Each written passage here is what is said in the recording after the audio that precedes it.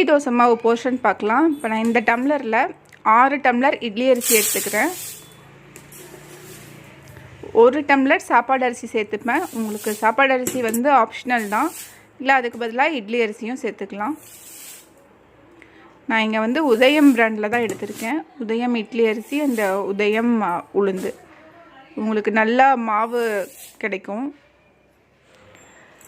பார்த்தீங்கன்னா 1/4 கப்பு ஜவ்வரிசி,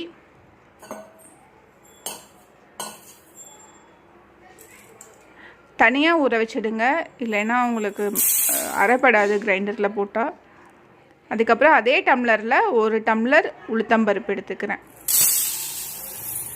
ஸோ இது 3ஐயும் 3 to 4 hours நல்லா ஊற வச்சுடுங்க. கொஞ்சமாக வெந்தயம் சேர்த்துக்கலாம். உங்களுக்கு வெந்தயம் இல்லைன்னா இட்லி மட்டும்தான் யூஸ் பண்ணுவீங்கன்னா வெந்தயம் சேர்க்க தேவையில்லை. 3 to 4 hours நல்லா ஊறட்டும். இதுக்கப்புறம் நம்ம அரைச்சி எடுத்துக்கலாம்.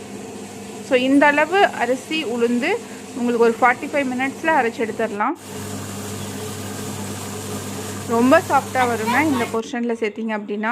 1 week வச்சுருந்தாலுமே உங்களுக்கு இட்லி வந்து நல்லாவே சாஃப்டாக வரும், சீக்கிரம் புளிக்காது. நான் வந்து ஃபஸ்ட்டே உப்பு சேர்த்துடுவேன், ஃபுல் மாவுக்கும் சேர்த்து புளிக்க வச்சுட்டு அதுக்கப்புறம் ஃப்ரிட்ஜில் எடுத்து வச்சுடுவேன். உங்களுக்கு உப்பு சேர்க்க வேணாம் அப்படின்னா எப்போ உங்களுக்கு இட்லி இல்லை தோசை ஊற்றுறீங்களோ அதுக்கு முன்னாடி ஒரு 1 hour முன்னாடி எடுத்து வெளியில் வச்சுட்டு உப்பு சேர்த்துக்கோங்க.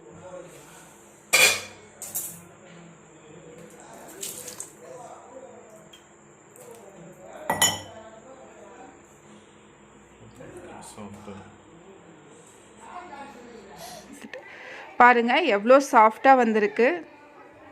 ட்ரை பண்ணி பார்த்துட்டு எப்படி இருக்குன்னு சொல்லுங்கள்.